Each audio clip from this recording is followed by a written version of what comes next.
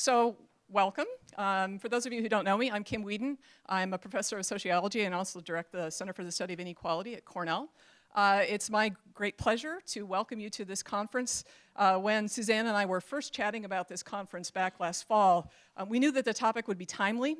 We didn't quite realize how timely it was going to be. In the interim, Trump, Mueller, Cohen, and Stormy Daniels have combined to say, hold my beer. It's also, I think, fairly unusual for an academic conference to be perhaps preceding by a day or perhaps a week, depending on where you want to put your money, the beginning of a constitutional crisis. This is unusual in academia. Usually we're 2 or 3 years after the event. Here we may be 1 or 2 days before the event. So there you go. I want to take just a couple of minutes to thank a few people. First of all, the Atlantic Philanthropies is the funder of the Center for the Study of Inequality and has done an extraordinarily wonderful job of making a strong commitment to the social sciences, in particular social sciences in the study of inequality and democracy. I also want to thank Gretchen Ritter, who is here today as a participant. She's also my dean and has been very instrumental in supporting the Center for the Study of Inequality in her 5 years. I also want to thank, first and foremost, or second and foremost, the organizers of this conference. So this is, of course, a joint venture. Suzanne Mettler, my colleague at Cornell, has really, I think, been the intellectual lead here, working together with 2 other Cornell colleagues, Tom Pepinsky and Ken Roberts, both in the government department, as well working with Drutman here at New America, Rick Valelly at Swarthmore. Did I get that right? Good. And Robert Lieberman at Johns Hopkins. So I think they've put together an absolutely fantastic program. And I certainly look forward to hearing what it is that everyone has to say. With that, I'm going to turn over the mic to Suzanne, who's going to say a few more words about the conference.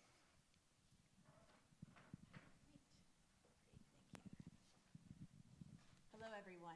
Does this mic work all by itself? Well, here we are at long last. After many months of many emails with each of you, we're just thrilled to have you all here together for our conference, It's a Republic If We Can Keep It. My colleagues and I are just so humbled by the number of you and this amazing group of scholars from near and far who accepted our invitations to come. And we are honored to have among us also several journalists and representatives of foundations and the Scholar Strategy Network and students representing the 3 institutions from which we who are the collaborators hail, from Cornell and Johns Hopkins and Swarthmore. So I wish to issue a warm welcome to each and every one of you. I also want to thank Kim Weeden in particular for her vision and leadership in the Center of the Study of Inequality, and also to Lee Drutman, who has welcomed us here at New America. Many of us who study American politics have had concerns for years that aspects of American politics seem to be fraying or were threatened by emerging trends such as polarization and inequality.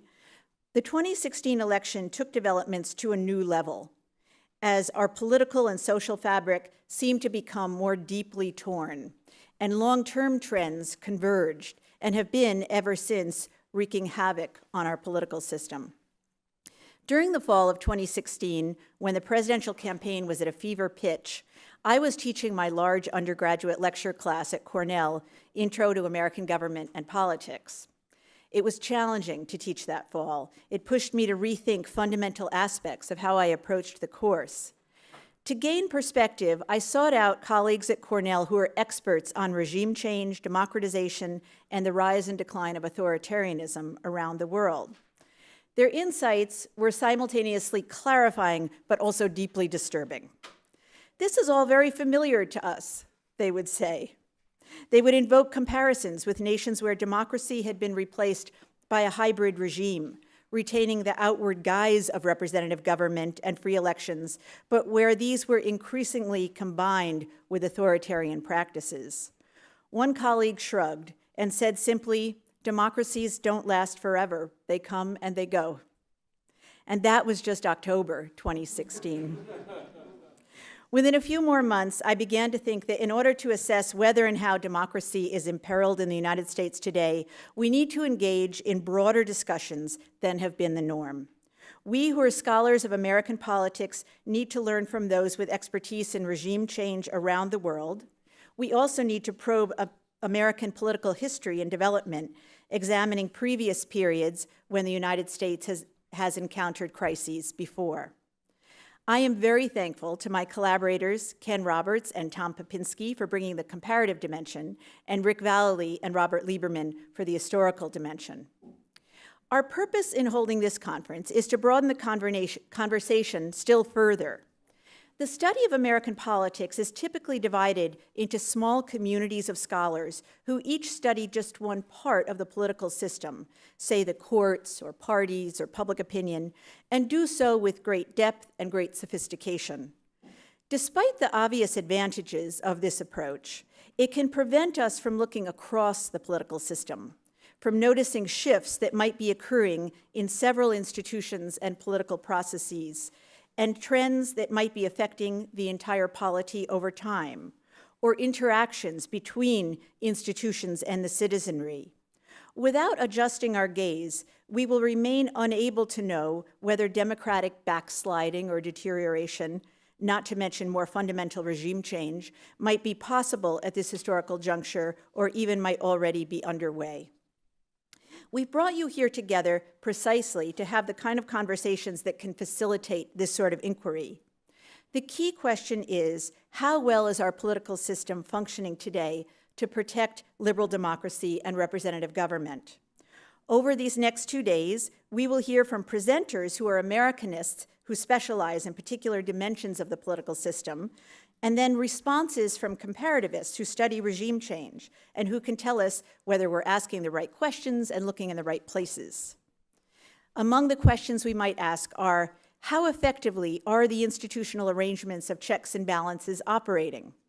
How well are the mediating institutions that link citizens and government performing? Should we be concerned more about some processes and institutions than others?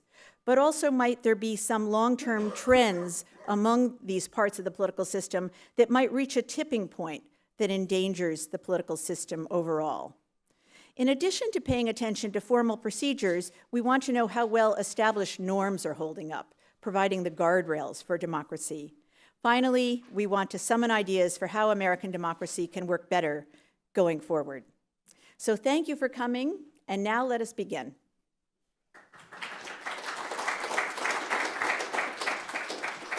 So all of us on the first panel could come on up. So we can sit across here. Lee, do you mind sitting up a little higher? Should I sit in the... Oh, and Lee, you could start us off. All right. Yeah.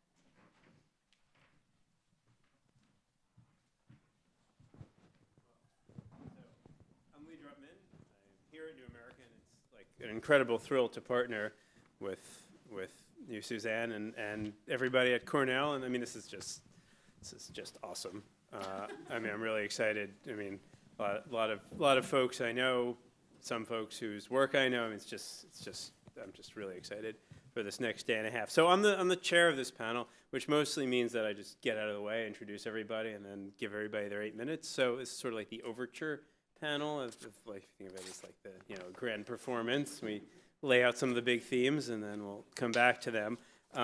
So you probably know the folks on the panel since they're this panel, but we have Suzanne, who you just met. If you probably everybody knows you. Robert Lieberman from Johns Hopkins, Rick Valelly from Swarthmore, Tom Pepinsky from Cornell, and Kenneth Roberts from Cornell. So at this point, it's my job just to keep time and keep everybody to 8 minutes. So we're gonna start my little timer. It's modern technology. All right, 8 minutes. And who's going first? Wait, actually, who's going first here? Ken. All right. And then I'll stand here. All right. Thank you, Lee, and do let me know when the time runs out on me. I got these 2 minutes. Okay, great.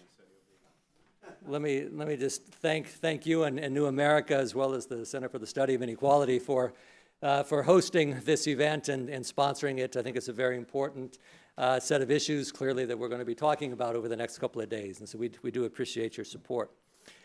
I'm part of a generation of comparativists that was essentially groomed to study what came to be called the third wave of democratization in global politics. In fact, the very first class that I took as a PhD student when I was at grad school was a seminar taught by Schmitter and O'Donnell the very year that their classic book on democratic transitions was published. That was back in the mid-1980s. And there was a whole generation of comparativists that was essentially trained to ask what you might call the regime question, right? This was a time, it was over the course of several decades, where over 70 different countries had a transition from some sort of authoritarian rule towards political democracy. And so the comparativists were deeply involved in trying to understand those regime transitions. And it was a time when there was a fairly high degree of optimism that the arc of history was pointed in a democratic direction. And so, as I said, over 70 different countries that made a transition in that time period. But I think that cautious optimism that existed at that early stage of the process, you began to feel it waning around about 10 or 12 years ago, when comparativists began to get the sense that the third wave of democratization was running out of steam, or it was losing the forward momentum and beginning to grind to a halt. And in fact, in a number of significant countries, the sense was that the trend lines were beginning to point in the other direction, that in fact there were significant democratic recessions in a number of important countries.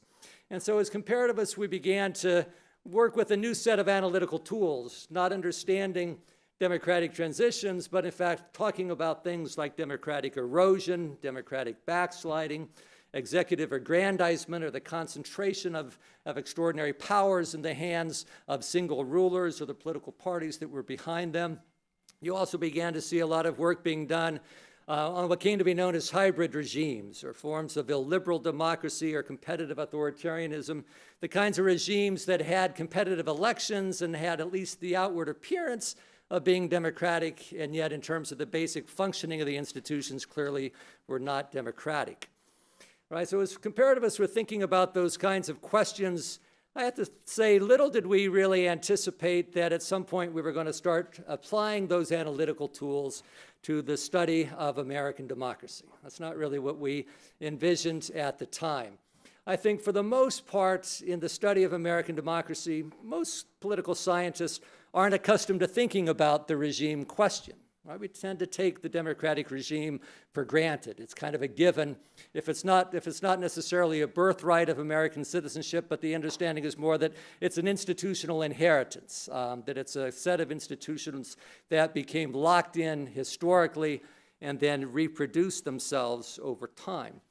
All right, I think that those of us who have organized this conference over the next couple of days, the basic motivation has been a sense that we need to start taking seriously the regime question in the study of American politics, that we need to think seriously about American democratic institutions, and so trying to understand the impact of polarization. We're often drawn back to the classic work of Juan Linz in his work on what he called the perils of presidentialism. He argued that one of the things that made the United States that allowed our democracy to function better than other democratic regimes in terms of its stability, other presidential regimes, was the fact that we had a very moderate two-party system with pragmatic political parties that overlapped programmatically. That kind of party system is no longer with us in the United States, and we see a very different pattern of democratic competition within the two political parties, with patterns of polarization that seem to be challenging basic democratic norms in key ways. So I think my time has come out, and I'll turn it over to our next speaker. That's 8 minutes, all right.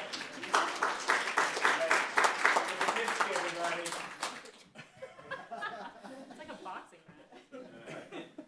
So I now conclude that 8 minutes is a lot faster than I thought it was previously. I'll speak for just a second about my own approach to understanding the regime question in comparative perspective. When I was in graduate school, which was a little bit less long ago than Ken, but not that much, we too were still thinking about the questions of where democracies come from. I wrote my dissertation on the origins of democratization in Indonesia, and I would also highlight that even until the most recent years, books such as Ben Ansel and David Samuel's book on elite competition and democratization were winning the top awards of our discipline for the best books in political science. So the idea that the question that we ask as comparativists is not why do democracies decline or deteriorate, but rather where do democracies come from, that's still a pretty widely shared view among political scientists and comparativists more, in particular. And the benefit of having an opportunity like this is for us to start asking the questions that we asked. We started asking about a decade ago regional specialists who looked around the world and saw instances of regimes that were not just sort of stuck in a hybrid or incompletely democratic stage, but seemed to be deteriorating. And so what I'll do with the remaining time that I have is talk not so much about institutions and polarization, but to take a more ground-up approach and talk about the ways in which social structures matter. And so the argument that the five of us have made in our essay, Trumpism in American Democracy, is that it's the interaction not of institutions and these sort of social structures and social concerns that really gives us our understanding of the particular character of the challenge that American democracy faces today. So there's two things that I want to mention today. One is economic inequality, and the other is racism and other sorts of cultural and ethnic differences. So what comparative politics has learned over the past half century is that economic inequality is a key driver of both democratization and of democratic breakdown. And the headline finding, there are details, but the headline finding would be that economic inequality, as it rises, it endangers democracy when it exists, and it makes democracy or democratization less likely when it doesn't exist. And there's a couple simple reasons for why this is the case, and I'll try to just decompose them for you as follows. One is that, in fairly simple terms, economic inequality has direct implications for the stakes of maintaining any particular regime. As economic inequality rises, the stakes for those who are benefiting from the economic system become larger. And so the incentive to defend the incumbent system becomes that much stronger. At the same time, the stakes or the cost for the losers from economic inequality becomes higher as well.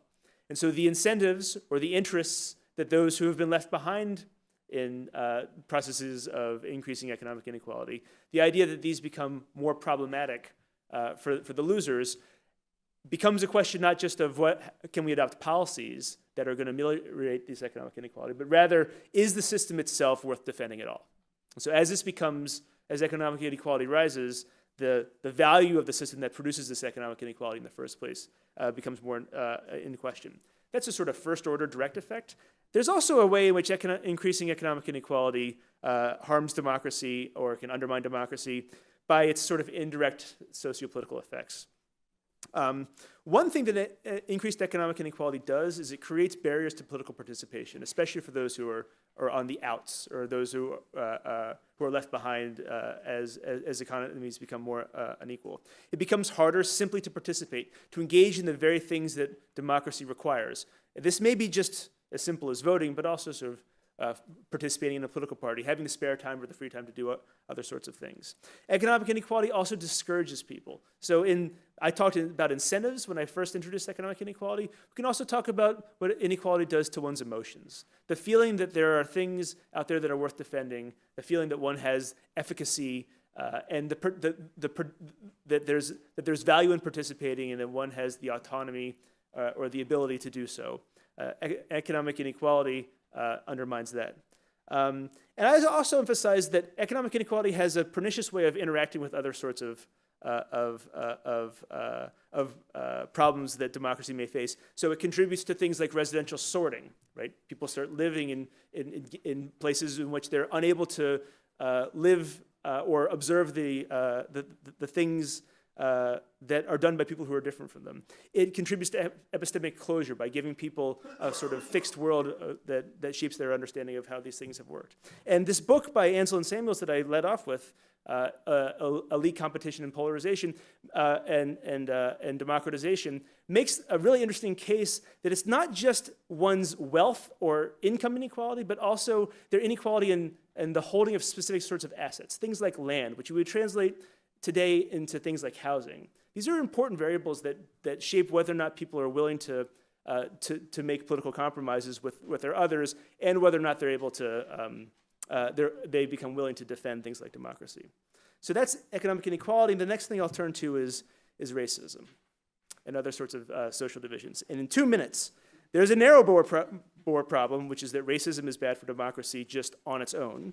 But there's, I think, something that comparative politics brings, which is a lot harder for us to see, which is that racism and social divisions of this sort make it harder for people to understand what is the political community for which they are members. And comparative politics, from Robert Dahl, and talking about inclusive citizenship, to Dankwart Rostow, talking about the borders of the political community, has said that if there's a single prerequisite for democracy or democratic stability, it has to be consensus within the community, within the political community, about who that political community is.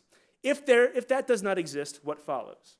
For example, is it legitimate to restrict the rights of those who you believe are incapable of participating in democratic politics? You may think, for example, that immigrants, that Jews, that Muslims, that homosexuals, that felons, that any sort of outgroup who is not imbued with the sort of capacities of democratic citizenship ought not be able to participate in democratic politics. And the absence of this undermines the agreement about what it is that democracy is. When our president talked about the possibility that Mexicans or illegals were voting, what he was doing is saying, no matter what the outcome of this election is, if it's participated in by those who are not enabled legally or do not have the proper citizenship to participate in this election, then we are in the process of, then the result is illegal. And it does not matter what the procedures are through which one chooses the president if those who are empowered to participate in them are not allowed to. And this has particularly pernicious consequences for democracies around the world when elites and masses do not agree on who the effective citizenry is supposed to be. This legitimates all sorts of things, such as restrictions of the right to vote in narrow cases to coups in more difficult cases.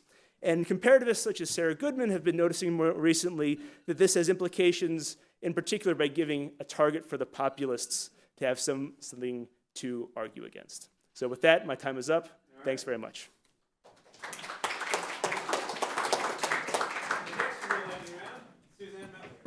All right.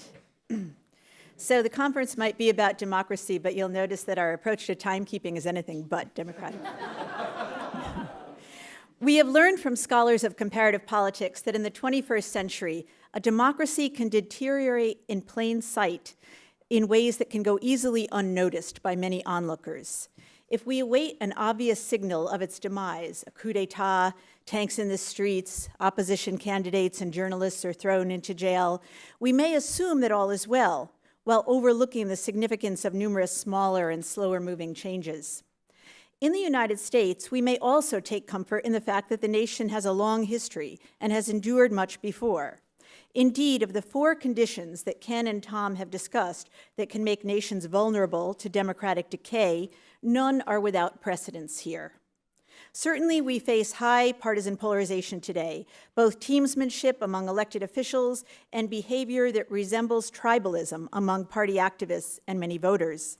Yet while this represents a major change from the mid-20th century, it is not new to the United States, which faced considerable polarization off and on over the first century plus of its existence, most recently in the 1890s. Economic inequality has been growing in the United States as well, since the 1970s, and it has only worsened since the Great Recession. Yet, in the Gilded Age of the late 19th and early 20th century, the United States also confronted similar circumstances. The growth of executive power is nothing new here either. For over a century, presidents have been finding ways to increase their powers through both national security and the administrative state, and Congress has willingly delegated considerable authority to the executive branch. The articulation and sanctioning of overt racism by President Trump, such as in his failure to condemn the white supremacist gathering and violence in Charlottesville, Virginia last August, is deeply jarring. But of all four of these conditions, racism has the longest legacy in the United States, shaping its politics from the framing of the Constitution onward. Yet what this inventory of historical trends reveals is that the United States today faces an unprecedented combination of these circumstances that threatens democratic governance. This confluence has not occurred previously as it does now. During the era from McCarthyism through Watergate, for example, executive power was growing, but economic inequality and partisan polarization were at a low ebb. Imagine how things might have turned out for Nixon otherwise. By contrast, over recent decades, we've seen the gradual escalation of polarization, economic inequality, executive aggrandizement, and in the past handful of years, a resurgence of racism that ignites this toxic mix. These makings of a perfect storm indicate to us that the American political system is vulnerable to democratic backsliding, more so, arguably, than it has been in a very long time. But now we must segue to historical analysis. As disturbing as this inventory of conditions is, we know as scholars of American political development that conditions do not by themselves create political change. They may stimulate change, but they neither make it happen nor dictate the form it will take.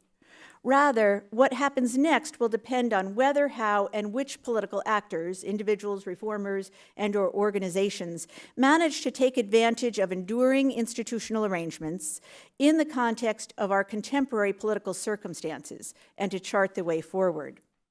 In order to explore the range of the possible, Rick and Rob and I have been sifting through American political history, selecting moments of political crisis, learning how political actors responded at those times, and the extent to which democracy, in the form it had been developed up to that point, was preserved or whether instead backsliding occurred. So consider this for a moment. The president signed into law several controversial provisions that made it harder for immigrants to attain citizenship, permitted the president to imprison or deport immigrants who were considered dangerous or from a nation deemed hostile to the United States, and made it a crime to speak critically of the federal government, whether through speech, writing, or publication. The year was not 2017 or 2018, but 1798, and the president was John Adams, signing into law the Alien and Sedition Acts. The measures were defended by their Federalist proponents, anticipating war with France, as essential for national security, or as one congressman put it, there was no need to, and I quote, invite hordes of wild Irishmen, nor the turbulent and disorderly of all the world, to come here with a basic view to distract our tranquility. Opponents of the provisions charged that they amounted to bold-faced efforts to weaken their party, the Democratic Republicans, which happened to include most Americans who were not of English heritage. Acting on the new provisions, the Adams administration began to prosecute newspapers that were critical of the Federalists. Indeed, no sooner had the new U.S. Constitution been ratified than the young nation embarked on a tumultuous political course characterized by ardent partisan polarization, vicious infighting, and a stream of repressive measures, each justified as essential to preserving the nation. The lead actors in this era were none other than notable members of the founding generation, generally remembered today for their antipathy to factions and desire to forge a government that would hold them at bay. Once they were governing themselves and political differences emerged, they feared that the opposing party presented a fundamental threat to the republic, potentially bordering on treason. That fear prompted them to make some choices that today appear rather authoritarian. The tumultuous election of 1800 proved to be a turning point in moving the United States toward acceptance of the idea of a legitimate political opposition. The deadlock decision was thrown into the Federalist-dominated House of Representatives. Remarkably, through a series of votes, Democratic-Republican candidate Thomas Jefferson emerged as president, marking the nation's first peaceful transition of power. It would take another generation before Americans would come to view political conflict as not only inevitable, but also as something that, carried out through political parties, could actually be useful and make democracy possible. Reviewing the 1790s and other periods, Rob and Rick and I are struck by how often in the past the nation has endured deep crises that could have undermined the American experiment entirely. We're also struck by how the Constitution, even with its checks and balances and separation of powers, has not by itself provided the safeguards that we may imagine will preserve the Republic. More has been required, and now I'll hand it off to Rick.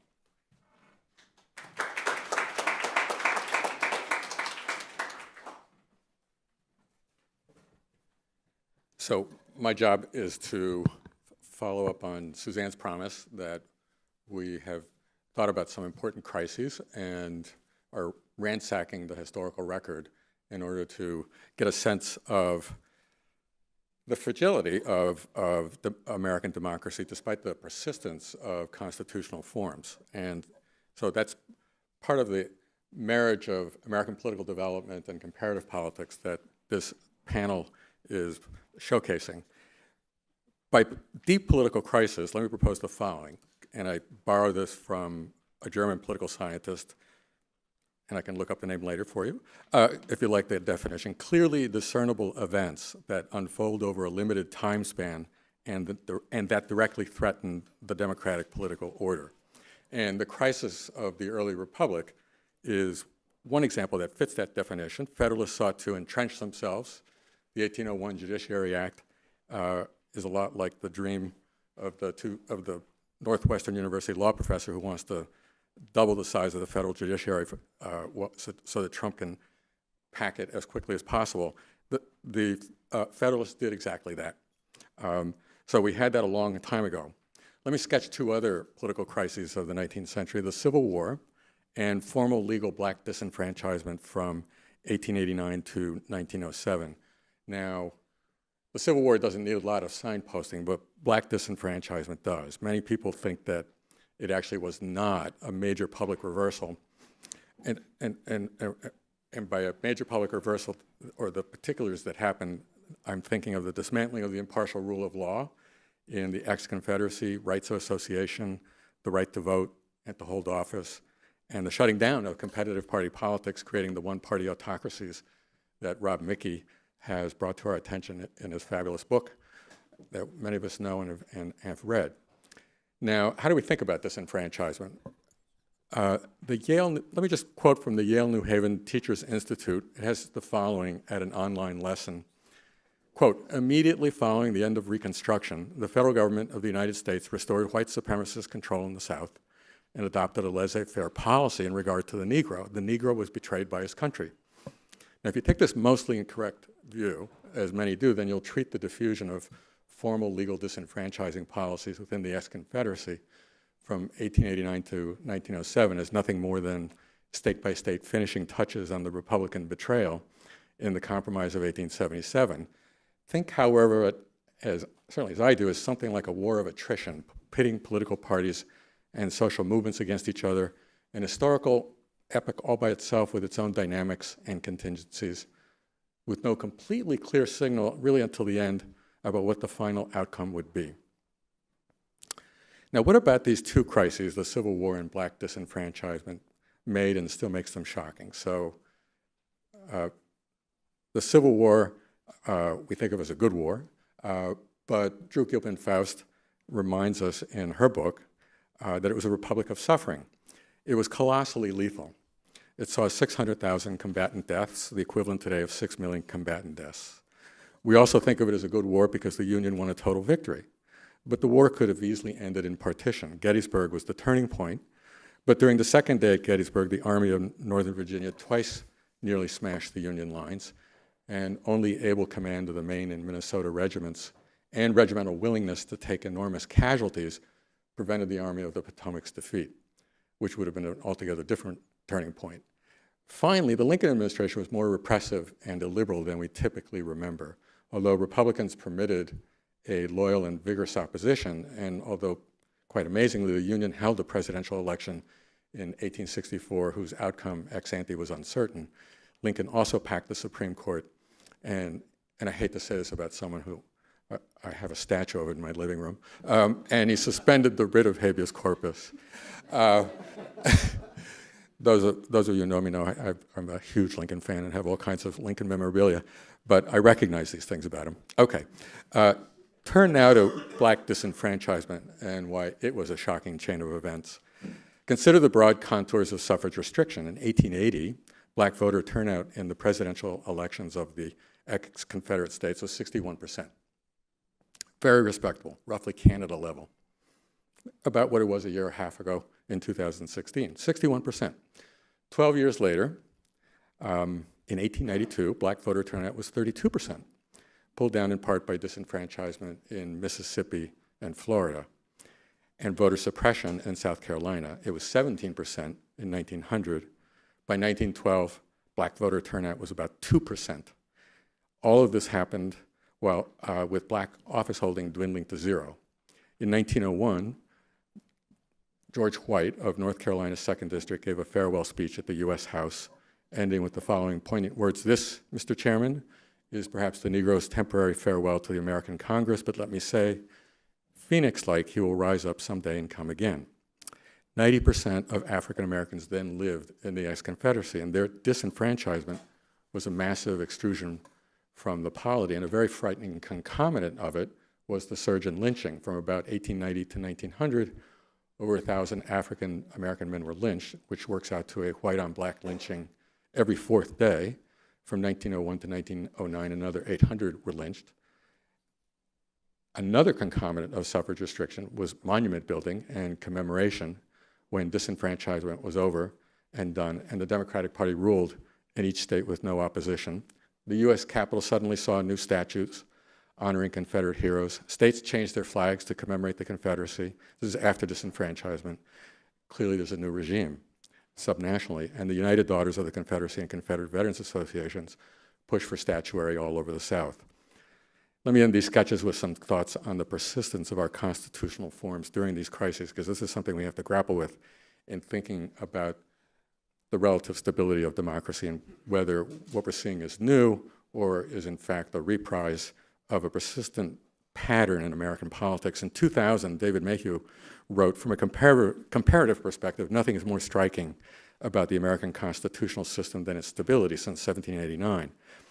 Now, why that has been the case is beyond the scope of my remarks, but the larger point here is that the unusual persistence of constitutional forms over more than 2 centuries is much of why we think of really deep political crisis as a bug, not a feature of American politics. If the 19th century saw 3 regime crises, then the regime question, to use Ken's language, has been a recurring question, one that has haunted American political development and haunts it now in ways that surprise and unsettle us every day, several times every day. With that, let me turn it over to Rob.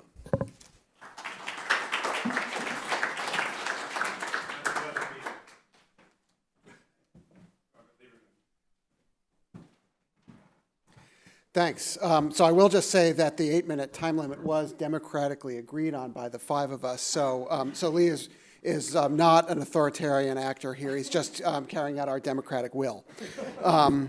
So moving on, my job is to cover the 20th century and wrap up in 8 minutes or less. So let me get right to it. Let me talk very briefly, following on Suzanne and Rick's beginning of our historical tour, about let me talk quickly about 2 20th century episodes of democratic fragility that I think bear some careful scrutiny in making this argument. One is really more of a trend than a discrete episode, and that is the rise, really over the course of the 20th century, of what we call the national security state. I think we'll hear more about this when we talk about Larry Jacobs's really fascinating and somewhat frightening memo, which suggests that I may be actually understating the danger that I'm about to describe. Yeah, there we go. That was nicely done. But you can think about this in a number of ways, and in particular, the evolution of the state apparatus and capacity for internal surveillance, for spying on its own citizens, in a sense, and and challenging the foundational civil liberties of thought and speech and association that are foundational to democracy. And I'm thinking about, I won't rehearse all the history, but the Palmer raids and the emergence of what became the FBI during World War I, the House Committee on Un-American Activities and the McCarthyism phenomenon spanning from World War II through the Cold War, the FBI's counterintelligence program of the 50s, 60s, and into the 70s, and more recently the post-9/11 war on terror, all of which have engaged and enhanced and increased the authorization and the capacity of the federal government to conduct internal surveillance directed at, not just at American citizens, but targeted often particularly on politically marginal and vulnerable minorities. Immigrants, we think of immigrants as being the target of many of these activities in the early 20th century, for example. African Americans in the civil rights movement later in the 20th century. The Japanese, of course, during World War II.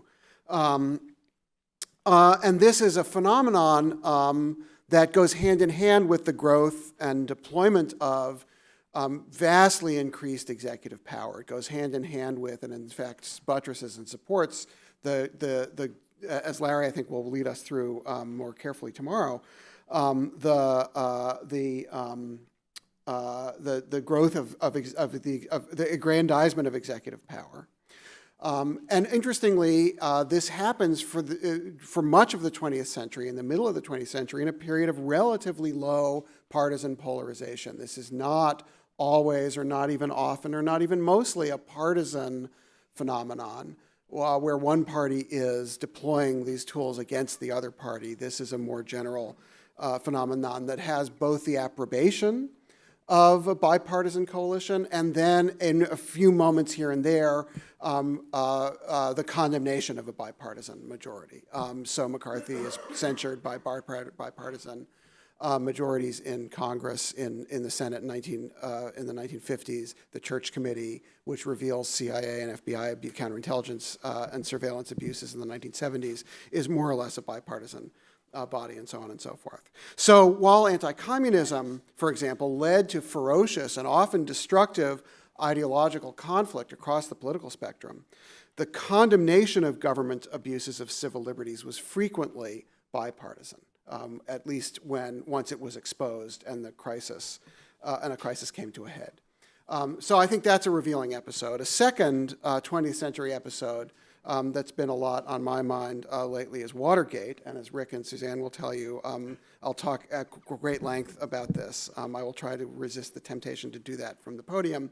But similarly, this was a moment of sort of executive power out of control, enabled and amplified by the national security state and by the logic of the national security state. President Nixon, increasingly over the course of the scandal that ultimately engulfed his presidency, relied on national security rationales for justifying the things that he had done and the things that people in the White House had done in his name, and his refusal to go along with investigations and ultimately engage in a conspiracy to obstruct justice. He hid behind national security as a rationale for that. He came to see, and this will sound familiar to anyone who's been paying attention, Nixon came to see his own political interests as identical to the interests of the presidency.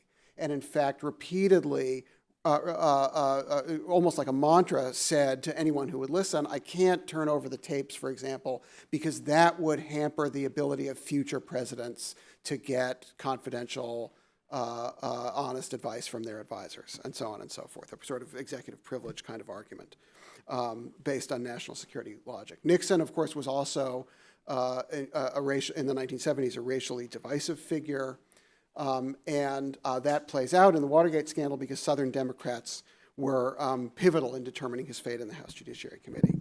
Again, ultimately, although really only at the last minute, Nixon was brought down by a cross-partisan coalition.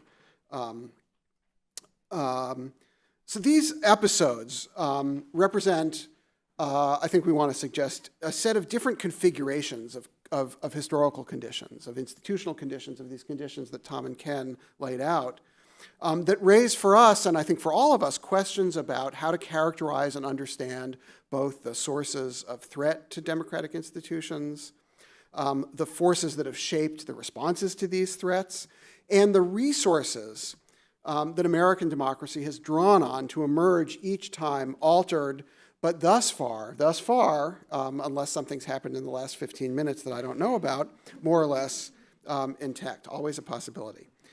So just to return to the themes that Suzanne raised at the top, I want to just leave you with some observations and some questions. And this is really why we've brought you all here together, because we, the five of us up front, don't really have good answers to these questions, and we're hoping that you'll provide them for us. The role of institutional arrangements and checks and balances and the constitutional forms that Rick invoked. Constitutional institutions, we learn from this history, have a mixed record of resisting anti-democratic encroachment. And we want to think about what configurations of institutional conditions in the American context might be conducive to pro-democratic moves. Second, the role of linking or mediating institutions that connect citizens and government, parties, electoral competition and incentives. The building, constructing, and deconstructing of coalitions seem to be important in both precipitating and moving away from these democratic crises. Third, the role of citizens, the role of voting or engagement or activism in, again, both promoting and in pulling back from these moments of democratic fragility. The role of social and economic conditions, economic inequality, racism, racial resentment, and antagonism. And finally, the role of democratic norms, which have been called the guardrails, to what extent they dovetail with all of these institutional and social conditions. So that, I think, is the agenda for the next 2 days, and we're really looking forward to Didi's thoughts and your collective thoughts about all of these questions. Thanks very much.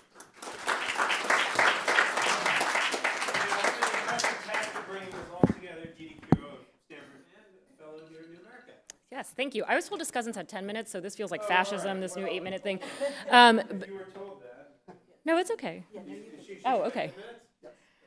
Excellent. Wow. Rewriting the rules on the fly, you guys. Okay, so I have been asked to think about the framework laid out in the paper Trumpism in American Democracy in a comparative context. Trumpism in American Democracy, the paper, which I'm not sure how many of you have read. It's an excellent paper. It's a long overdue attempt to contextualize our current period of American history, both across history in the United States and also across countries. Many of the factors that they discuss in the paper and that they discussed today long preceded Trump and will long outlast him. So the critical question is, does Trump himself, and Trumpism is a set of political practices that they lay out in the paper, does that pose an inherent threat to the republic? Are we at a sort of critical juncture or an inflection point in American democracy? My comments are going to focus sort of on the methodological and empirical questions raised by the paper, and then I'll pivot to talking about some alternative comparative frameworks, namely the framework used by scholars of democratic consolidation rather than transition and backsliding, that I think might help this conversation. So the three factors laid out in the paper are first institutions, mainly presidentialism, and also partisanship. The second is racial division, or questions of exclusion and citizenship. And the final one is the erosion of norms. And this is sort of the kitchen sink category, where a lot of things that we don't like what Trump is doing fall into this category of norm erosion. Those include things that he has said and also things that he has done. The concerns that I have with this framework are, first of all, methodological. Conceptually, these three factors, or we might say independent variables, are conceptually slippery. There is a slipperiness in the matter of degree that we find problematic of all of these, and how we can assess the quality and quantity has yet to be determined. We've had periods of authoritarianism in the past, as Rick Valelly laid out, and yet that was under the rubric and the backdrop of democratic opening and flowering in a lot of ways. The New Deal, for example, all happened while Jim Crow was still very much intact. So how do we establish baselines of an appropriate level of these things? Executive power, for example, partisanship, some level of exclusion that all democracies have to engage in because of the fact of their nation-state status. So this is just a question that I pose to the writers of the paper to think about which of these factors matter more or less specifically for elements of democracy that we care about. Now, empirically, when thinking of cases of democratic backsliding in the United States, I think it's important to get away, actually, from a backsliding approach. because a binary dependent variable of democracy or not democracy is really difficult to classify. Scholars of comparative politics have tried to classify authoritarian regimes, democratic regimes, and something in the middle, like hybrid authoritarianism, for a long time. And these concepts are always, it's really difficult to firmly fit a country in one bucket or the other. So I think that it would be helpful to actually disaggregate the concept of democracy more, whether you use a Robert Dahl approach of thinking about participation and contestation, for example, but to think about the dimensions of democracy that matter more for stability and for the outcomes we care about, whether it's fairness or equality. This will help us think more thoroughly about the ways each of these three factors affects democracy in a smaller d way. And also, the reason I would caution against thinking clearly about backsliding or a binary outcome is because it's very difficult to disentangle proximate and ultimate causes.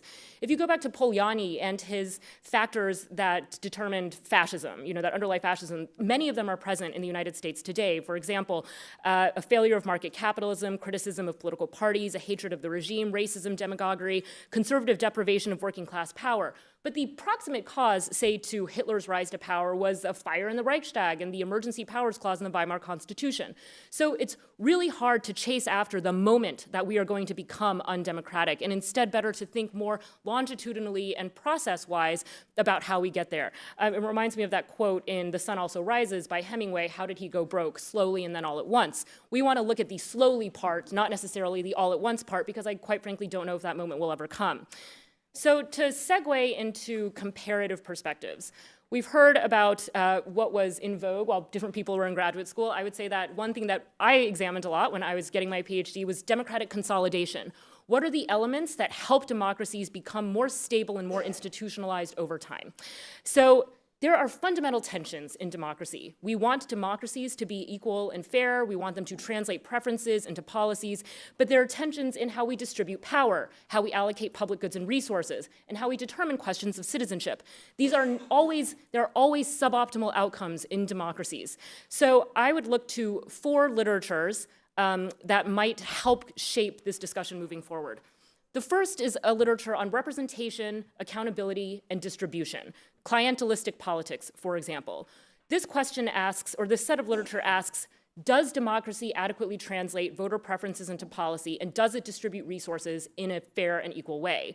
In America, the answer is a decided no. We have a long line of literature from Aiken and Bartels, Page and Gillens, McCarty and Bonica, Hacker and Pearson, telling us that parties respond to the interests of the affluent, and they respond to the interests of the politically engaged, who tend to come from high income brackets, particularly campaign donors. I'm not talking about the top 10% of American income earners. I'm talking about the top 0.01%, people whose interests do not dovetail with those of average American citizens. At best, this is what scholars of comparative politics would call clientelism. At worst, we would call it plutocracy. And it is worth investigating the relationship of these things within democracies to how they affect political outcomes, because, as we know, political and economic inequality are highly endogenous to one another. The second literature, which is one that has already been mentioned, is a literature on parties and intermediary organizations. After the third wave transitions of the 1990s, there was a big literature on civil society and trust and associations. We need intermediary organizations like parties to mobilize citizens into politics. They are a crucial linkage mechanism, and parties are in decline not just in the United States, but across Western democracies. We see the rise of far-right parties, the rise of new centrist parties, and a huge level of voter distrust in parties of all sorts. Parties also do the work of selling the business of government, of selling politics itself, and of saying that the government does something for people. As Suzanne has spelled out very nicely in a lot of her written work, our parties are very bad at explaining what it is that states do for citizens. Finally, parties set up a ground for deliberation and compromise. This is something parties have also been failing to do, not only in the United States, but across advanced democracies, and it's worth thinking comparatively about why that is. We also need dense associational landscape. Not only are associations laboratories of democracy, but they are also interest aggregators, and they also serve to link citizens to the state through pressing policy demands on political actors. We can think now of the decline of unions and labor groups, post-industrial communities that are in decline, religious organizations that have changed in how they mobilize people into politics, as hurting democratic consolidation or being barriers to consolidation. We also need to think about the international context. So the third set of comparative literature that I think is useful here is that on illiberalism and diffusion of populism. Anne Applebaum, the journalist of the Washington Post, has written about a new populist internationale. There are new norms of engagement between populist leaders, and they have a playbook of how to use democratic institutions to come to power and then consolidate that power by undermining democratic institutions. Who am I thinking about here? Not autocrats like Putin and Xi Jinping, but rather people like Berlusconi, who was a owner of most private media in Italy and who went after state-owned media while he was prime minister. Now Viktor Orban has also established a template of going after the courts and going after the media and consolidating economic resources as well. Poland's Law and Justice Party also operates this way. So we can think of a new challenge to American liberal democracy in the form not of some existential threat like communism during the Cold War, but rather this new playbook of illiberal democracy that provides would-be autocrats like Trump with a sort of list of things to do if he wants to slowly erode democratic institutions. The final thing that we should consider is the rise of new forms of global capitalism. Now, this is something Bob Kuttner talks about in his preface to his book, which he sent out to all of us at the conference. But in many ways, we're still suffering the hangover of the 2008 global financial crisis. Global capitalism fundamentally reshapes the social contract between democratic institutions and their citizens, because typically in a Galbraithian framework, democracy and capitalism are mutually beneficial and mutually reinforcing. We have these pillars of big government, big capital, and big labor, which have all been eroding in a world of global and financialized capital. Now, it changes the calculus of economic elites vis-a-vis their domestic political institutions when assets are highly mobile and when they don't rely on domestic political institutions and instead have international legal and financial institutions that they can use to seek rents, et cetera. So this affects not just trade or taxation within states, but it has implications for how effectively democratic institutions can restrain or regulate capitalism and affect economic outcomes on their own, within their own borders. So Trump poses a unique threat in this regard because he is challenging the typical divisions between someone's business and personal interests and their political interests. We see new relationships being formed between political actors and economic actors, and we need to think about, say, the chaebols in South Korea or the Petrobras scandal in Brazil. Ways that political leaders have been corrupt for a long time may also now be applicable in the United States.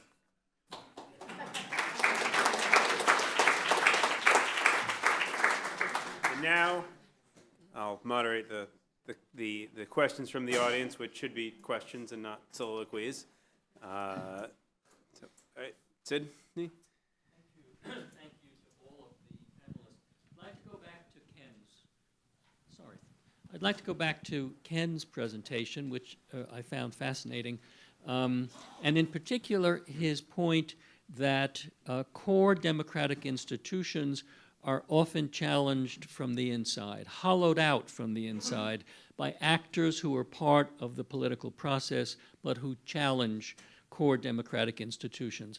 I think that's right, and I think that's an insight that you can teach us from Latin American cases and other non-United States cases. However, the question that raises is, does it require an external challenge to provide the political opportunities for these insiders? It's hard to imagine Devin Nunes as hollowing out the state, but that's the kind of character that I think we have to think about. We have to think about people from inside the democratic institutions who are somehow enlivened and crystallized by what comes from the outside, and Trump comes from the outside. And what I guess I'd like to know from your comparative experience is what kind of outsiders and what kind of combination of outsiders and insiders are the most dangerous? Thanks.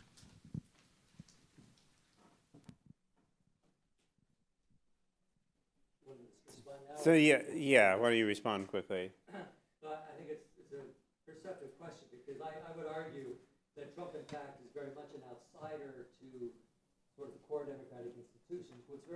What makes the U.S. case an anomaly in broader comparative terms is it's quite unusual for that kind of outside populist, sort of anti-establishment kind of figure to emerge from within a mainstream political party. The party that is very much part of the establishment and has been for 150 years. And so I think you're right that there is a combination of an outside type of figure whose populist leadership has been grafted onto a partisan and ideological agenda in the context of acute polarization, so that you end up in some ways getting, a mix of influences that I think are very much challenging to the core institution. So I would agree that there is both an insider and an outsider, dynamic that is being played out, and where you see that the grafting taking place. All right, we speak loudly. Oh, yes, we only have one mic up here. All right. We have one. Okay. All right. Who else has got a question? And I should ask everybody to introduce themselves. Hi, I'm Gretchen Ritter from Cornell. So I'm struck by the frame that many of you start with, which is we don't tend to think of American politics in regime terms. We don't tend to think of questions about democracy, the achievement of it, the securing of it, the persistence of it, the dangers to it. When we think about American politics, we all note, we've had the same Constitution for 200 years. And I think that that's a challenge for us in terms of having a broader conversation. Given the conditions of deep polarization, partisanship, a distrust of the media, et cetera, what to lead folks who are not on the kind of liberal or democratic side from writing off this conversation? If part of the goal here is to sort of invoke and strengthen democratic norms, how do we talk about this in a way that helps to do that?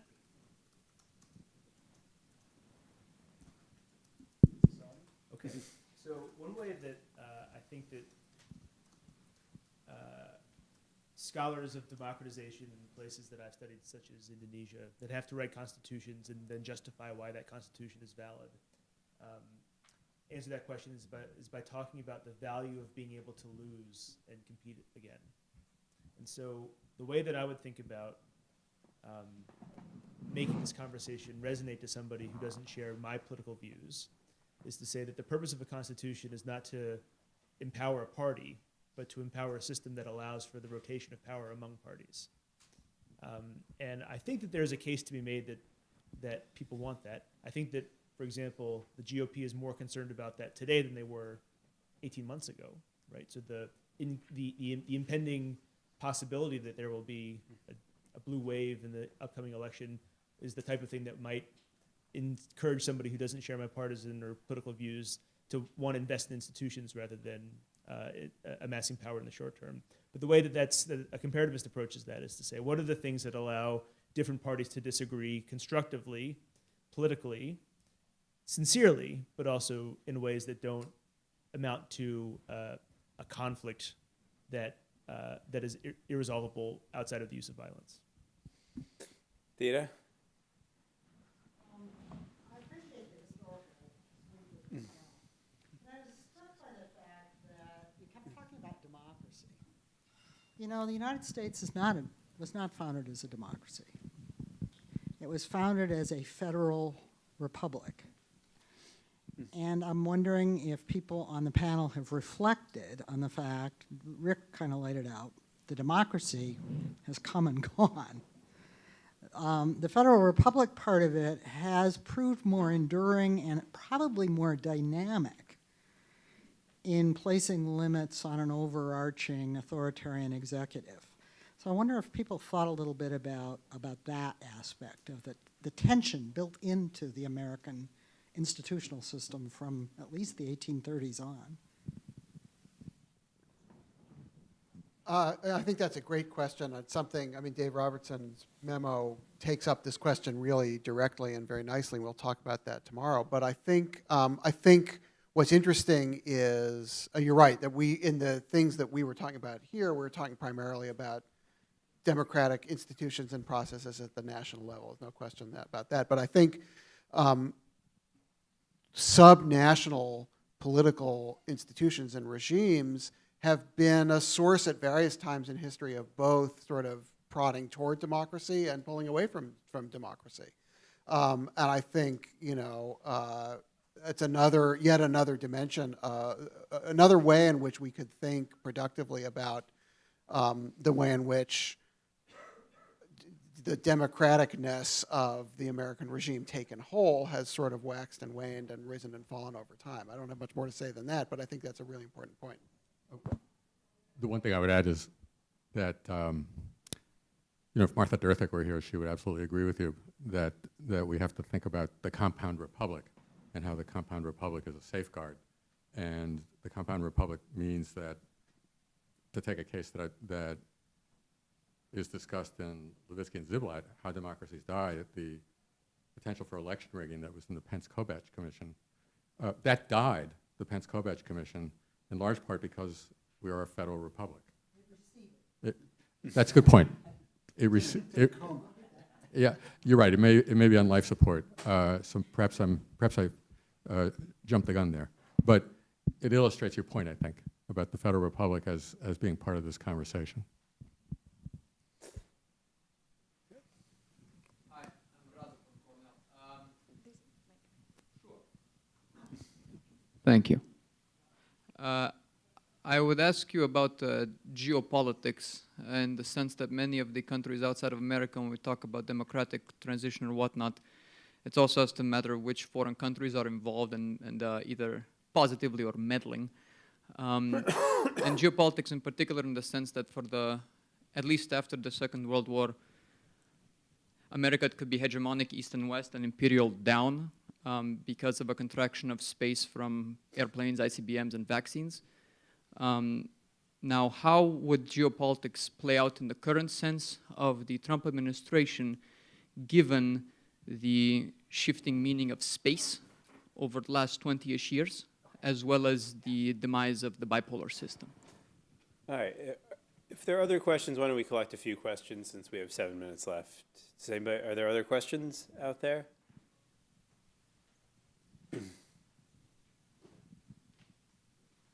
And this really is a question, and I can't answer it. I'm Chip House from the Alliance for Peace Building, and I spend most of my life trying to build bridges between left and right.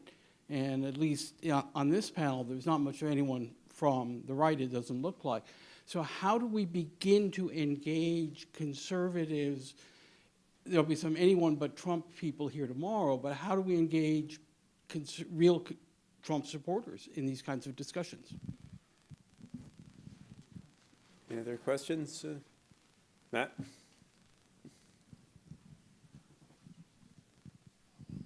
Matt Glassman, Government Affairs Institute. The thing that always comes to mind anytime I engage with the questions at any level that you're engaging at, even at the breakfast table, is how much weight do you put on American exceptionalism when you think about these sorts of things? Because it occurs to me that in very many countries, something like Watergate would have easily toppled a democratic regime, and that something like the election of 1800 probably could not have worked out anywhere else in the world. And so kind of the accumulated history of sort of English liberal society from 1300 on seems to have some effect in America of stability that makes it unique in at least some minimal way. So I'm interested in people's thoughts about how much weight they give that when they start thinking about this comparatively. All right, well, one in the final 5 minutes. Lot to tackle. Geopolitics? Yeah, I think the geopolitics questions are very, very complicated. Right? I'm a specialist in the study of Latin American politics, and for me, historically, you see the side of the United States that is often not democratic being played out very dramatically in the region of the world that I study. So for me, when I think about American exceptionalism, sort of the intrinsic democratic nature of it doesn't stand out in the region of the world that I study. You see this authoritarian side, these authoritarian currents in the United States that I think often manifest themselves in a region like Latin America, where at times the U.S. is pro-democratic, at other times, especially when democracy conflicts with markets or security, other kinds of interests, you see the United States very quickly backing away from the democratic commitments. And so what's striking for me is the historic ability of the United States to insulate our national level policy authoritarian currents that seem to play out in other places where you see the U.S. engaged in the world. What this means in terms of the Trump administration today, I think it gets, I think we should probably, there's a longer discussion that would have to, be necessary to try to address that effectively, I think. I'll take up the American exceptionalism question and leave the hard one for Suzanne.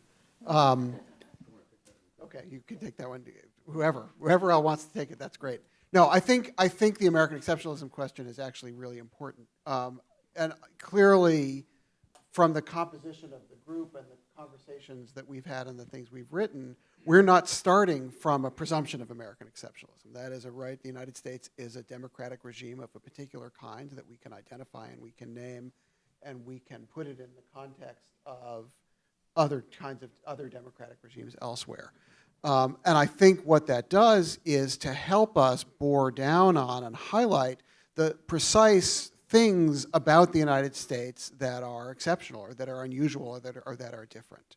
But I think as soon as you do that, as soon as you put proper names to the things that are distinctive about a case, you're not in exceptionalism land anymore. You're in comparative land, right? You're making an argument then about what are the, and this is something that I've learned over a long time from people in this room, right? What are the things about the United States that make it operate the way it does, and in the ways that mirror or echo things that happen in other regimes, and at the same time things about it that are distinctive. I think that's the power of this approach, is precisely that it allows us to take up the American exceptionalism question, but get away from what's become really a sort of stale and ideologically inflected argument.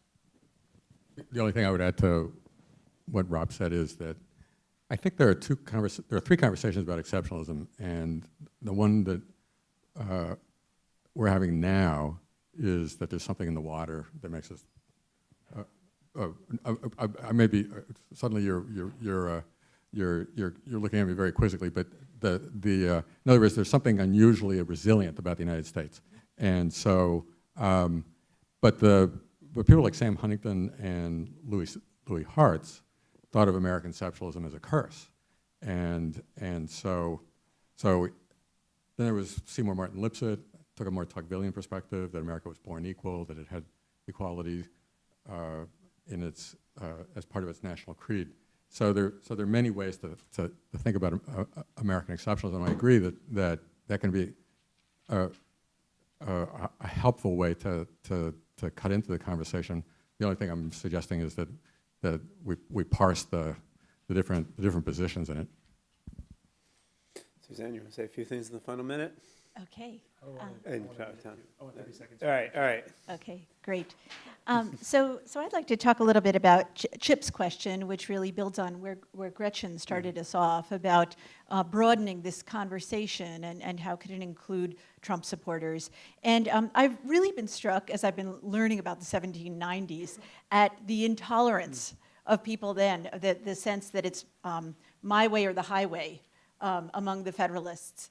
And the nation eventually moving to this idea that there are going to be lots of different points of view, and you need to have some way peacefully to work through these and to do through politics. And political parties have given us a way to do that. I think that, we've, at various points in American history, that's worked more and less well, and then there's been more intolerance at other points in time, and we're moving into one of those points in time. I've had a lot of conversation with my collaborators. I really wanted the name of our project to be E Pluribus Unum, because I like the spirit of that from the founding era, out of many one, the project of politics, of trying to bring together people who have very different points of view and priorities and interests, but finding a way to have representative government and for it to work. Tom? The only thing I want to speak just briefly to the point of American exceptionalism. I think what the vision that Matt invoked is one of the English civil society and its persistence over time. The analytical point that I think of when I think of American exceptionalism is we are a settler colony with a slave history, right? There are not any other countries that have both of those features. And so that, I think, is the thing that makes America hard to compare. And I think that thinking about that specific uniqueness can allow us to understand things like inequality, racism, executive institutions, I think federalism as well. All right. Well, thank you all. We'll take a quick 10-minute break, and then we'll be on with the next panel.